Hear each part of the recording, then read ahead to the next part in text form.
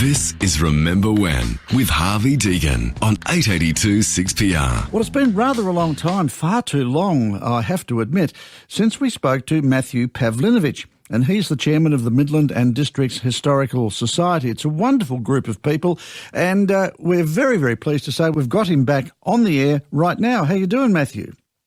Good evening, Harvey. Good evening, listeners. As I said, it's been ages since we spoke, and my apologies for that, because you always come up with some very interesting topics and tell us what is happening with your society. And I believe you've been on the move. Yes, that's correct, Harvey. Our society has secured exhibition and storage space in the powerhouse at the former WAGR workshops, railway workshops in Midland. We haven't really had a premises in the 5 years that we've existed so far. It's been in people's homes effectively. We've been storing items and that we've received, and our admin's been done in a private home as well. So you're looking forward to the move, of course. When will that take place? We've already started moving some items, and slowly over the next few weeks, we'll move all what we have. Even today, we actually had an open afternoon where members and supporters were invited to come and have a look at our new home, and we had some success with some people dropping off some more items. So it's pretty exciting. Yeah, very exciting indeed. Now, what sort of stuff are you looking for, Matthew? What have you already got, and what do you need? Okay, so our society covers not just Midland. It covers all the suburbs within 6056. So to rattle them all off, it's Baskerville, Bellevue, Boyer, Greenmount, Helena Valley, Herne Hill, Jane Brook, Coongamaya, Middle Swan, Midland, Midvale, Millenden, Red Hill, Stratton, Swan View, Upper Swan, Vivash, West Midland, Westcombe, and Woodbridge. So we're effectively looking for artefacts, photographs, information that represent those suburbs. There's a whole, and that would have historic value to the society, to preserve for the future. So we hopefully there's still some stuff out there that people haven't thrown out and they could be thinking about throwing out that could benefit, obviously, our society and local history to tell the story. Sure. Now, just going back to your new premises, which is the Powerhouse building and part of the WAGR workshops, in themselves, there's a great deal of history there, isn't there?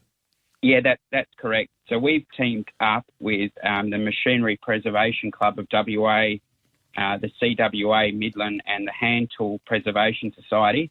So there's four groups in that complex, with the main aim will eventually to be a museum to tell not just the story of, obviously, for each group, but we also want to tell the story of the workshops and the workshops in general, plus what those buildings did as part of the workshops.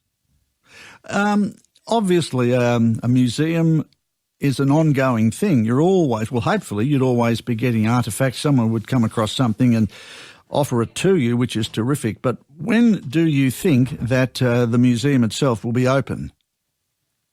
I think probably in the next, I'm going to say at least in maybe a year or two, when there's still a lot of work. Each group is working hard to do their sections. Our section we haven't started exactly yet because we're moving in, so there's still a bit of work to do. But it's all about activation, and unfortunately there's some great public spaces there at the workshops, and we hope that we can activate the area, the four groups, and, bring people to the area, contribute in that way. So. Good. Now, if people around the Swan Valley area, or even if they've been residents of the Swan Valley in the past and around the Midland area and that sort of thing, but they've moved, they might have moved south of the river, who knows, and they may still have some stuff with them and they could be listening to the program right now. So anyone who's got anything to do with the general area of Midland and districts for the Historical Society, how should they get in contact with you, Matthew? Okay, yeah, we basically past and present residents, business owners, they can contact our society. We've got a Facebook page, and also I'll leave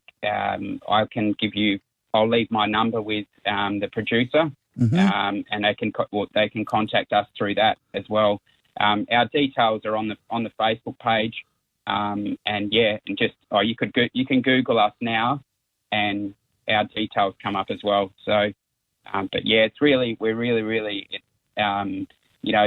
we're 5 years old, and especially in the last probably 2 or 3 months, everything has come really quick, and we're pretty excited, of what the future holds for our society. And just before we do let you go, Matthew, you've got a special call out tonight. It's an interesting one.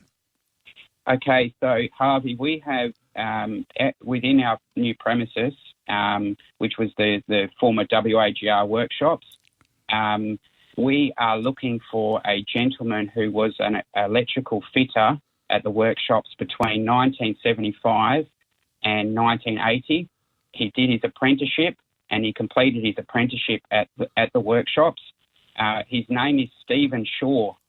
So if Stephen Shaw is around, we'd love for Stephen Shaw to contact our society, because we have a surprise. So. Oh, you're gonna share the surprise with us, Matthew? Yes. So we have within the building itself, names were left on the wall. Former workers have in chalk written names. There are 2 names on the wall that we're not going to erase them. We're going to preserve their names, but we'd like to somehow get the two gentlemen that have their names on the wall together, and obviously have a bit of a reunion. We have located there's another name, Bill Bushby. We have located Bill Bushby. Good. So we're just after Stephen Shaw now. Okay. So, well, maybe our listeners know Stephen, or maybe Stephen's listening. Give us a call, matey. Give Katie a buzz on 133 882. All the very, very best. You're a great group, the Midland and Districts Historical Society. You're all volunteers. You're doing a fantastic job in preserving the heritage of the area, and all the best with your new venture. And we'll come along to the opening of the museum sooner rather than later, I hope, Matthew. Thank you very much, Harvey.